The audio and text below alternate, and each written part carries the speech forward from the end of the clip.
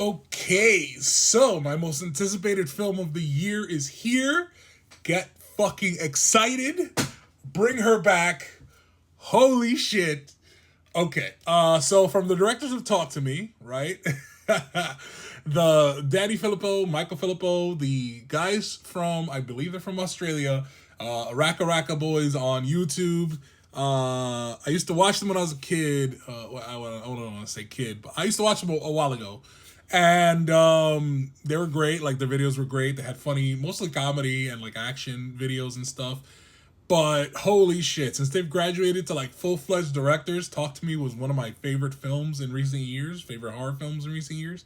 And now Bring Her Back is just a different vibe, completely different. I'm not so completely different. It still deals with family and grief and stuff. But like, man, it hits. Now, let's go to the synopsis. A brother and sister uncover a terrifying ritual at the secluded home of their new foster mother.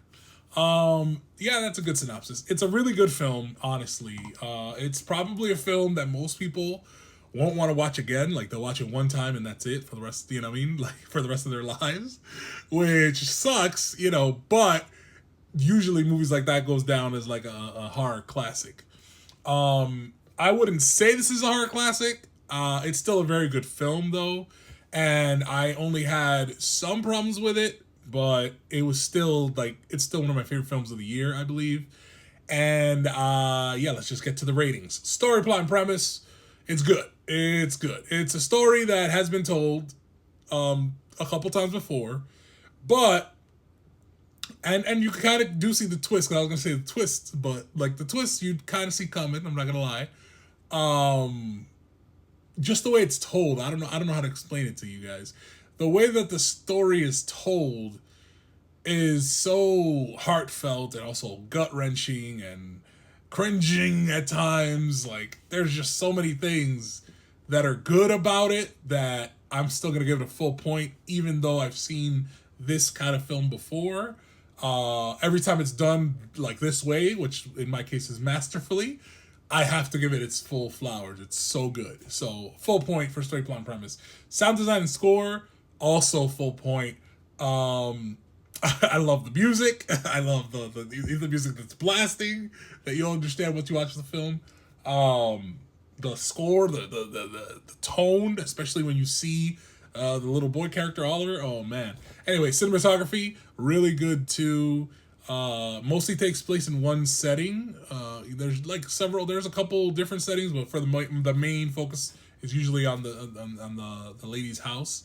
So, but like the woof, some of the scenes, especially the VHS tapes, if you know what I'm talking about.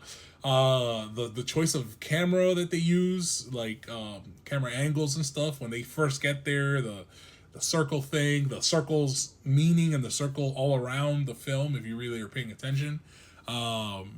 Yeah, also just the visuals of this little boy and all the stuff that he has to go through.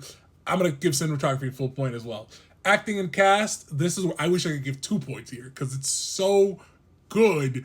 And the lady whose name I'm gonna look up because she is so good in this, Sally Hawkins, deserves a goddamn Oscar for this movie. Her performance, especially when she's at the end talking to the other social worker, holy shit, her performance is great. She deserves an Oscar for this role, just like Toni Collette in Hereditary. But I don't know why the Academy does not recognize horror that much.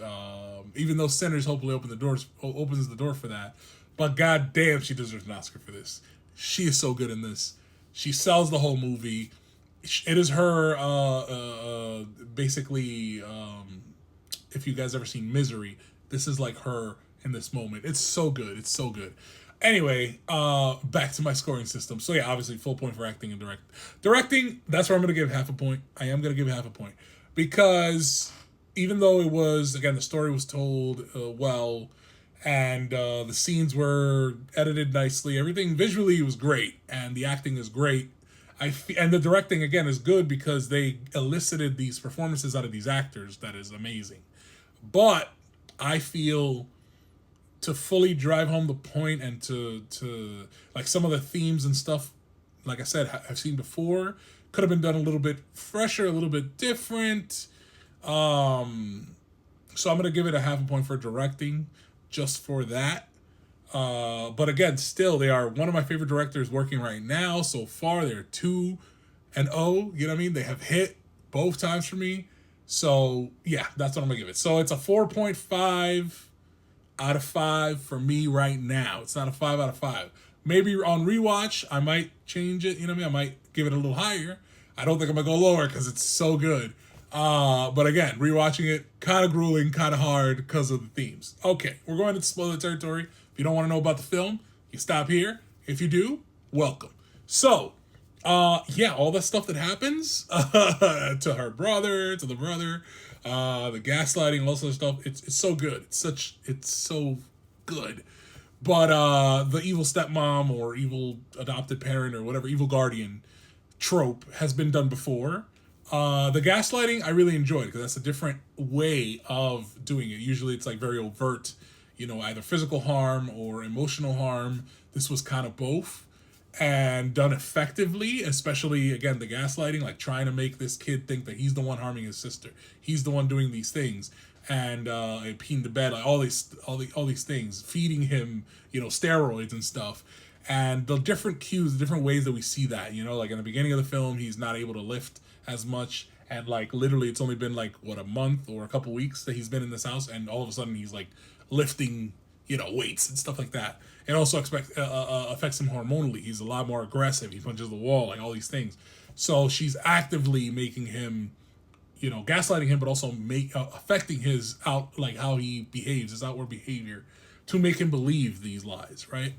All for the goal of taking this girl and making her daughter, which again is great. I also love that at the end she says mom, to kind of make her realize that what she's done, in a way.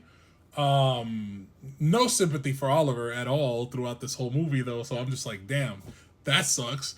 And what Oliver had to go through, again, the eating of the table, like all the shit, the knife, oh my god, all this stuff, great stuff. And again, I love this movie. It's a classic. Honestly, it might be considered a classic.